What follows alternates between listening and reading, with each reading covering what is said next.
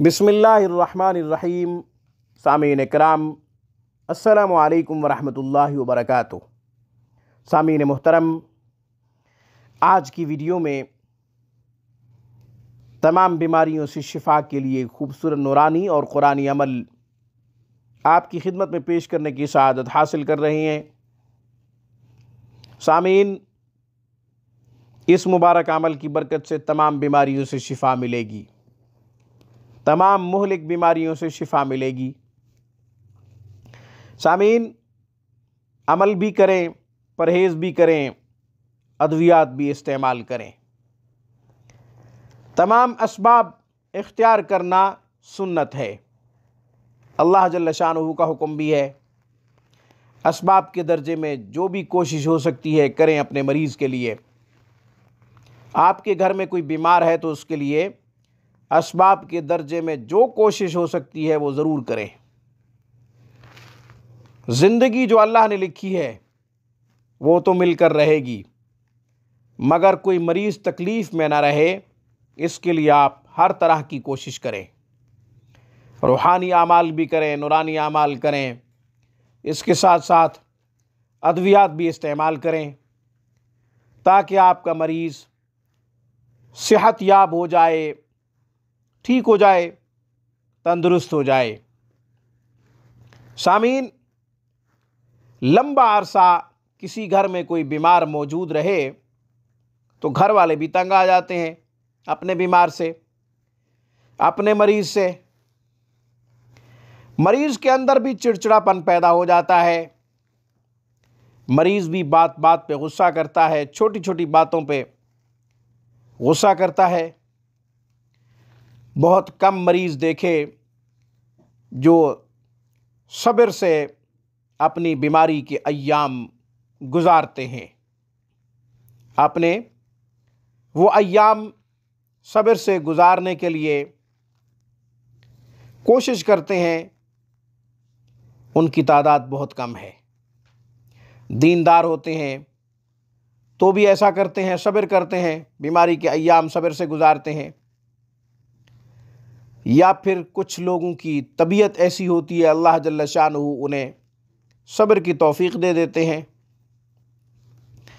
तो नाज़रीन, कैफियत कोई भी हो, आपने अपने मरीज़ के लिए ज़रूर कोशिश करनी है। करना क्या है? सूरह मुल्क पारा नंबर 29, सूरह मुल्क 3 दफ़ा पढ़ें, पढ़ के पानी पे दम करें।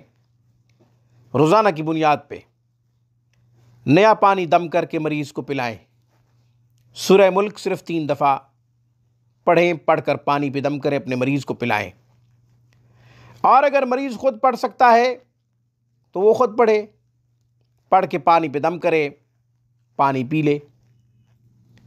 कुरान शिफा है, कुरान रहमत है, कुरान नूर है, कुरान हिदायत है। रूहानी और जिस्मानी अमराज के लिए कुरान शिफा का नुस्खा है। इसलिए सूरह मुल्क को मरीज़ खुद जब पढ़ के पानी पे दम करके पिएगा,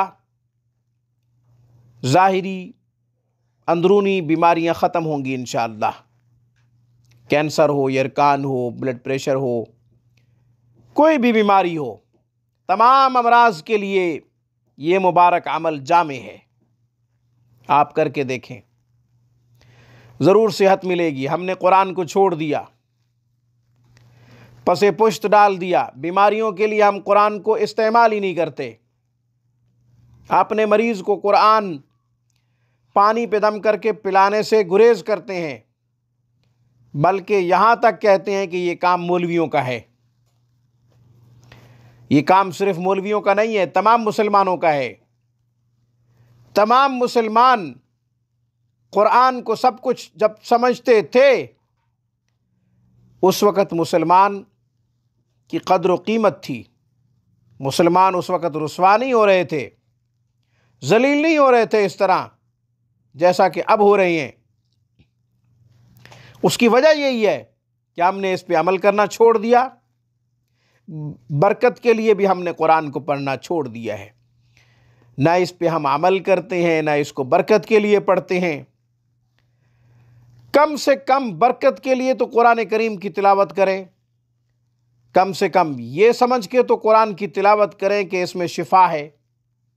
हदीस में आता है कि कुरान शिफा के लिए काफ़ी है, अल्लाह शिफा के लिए काफ़ी है। अल्लाह को शिफा के लिए काफ़ी समझें, अल्लाह के कलाम को शिफा के लिए काफ़ी समझें। शहद के ऊपर दम करके भी आप शहद मरीज़ को चटा सकते हैं, दे सकते हैं, वो चाटे, बशर्त ये कि शुगर का मरीज़ ना हो। कोई और मर्ज़ है, किसी और मर्ज़ में मुब्तला है, तो शहद पे भी दम करके आप उसको शहद दे सकते हैं।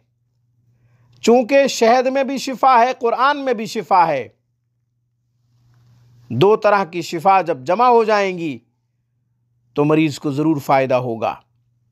आज की वीडियो में बस इतना ही। अक़ूलु क़ौली हाज़ा व अस्तग़फ़िरुल्लाह व आख़िरु दाअवाना अनिल हम्दुलिल्लाहि रब्बिल आलमीन।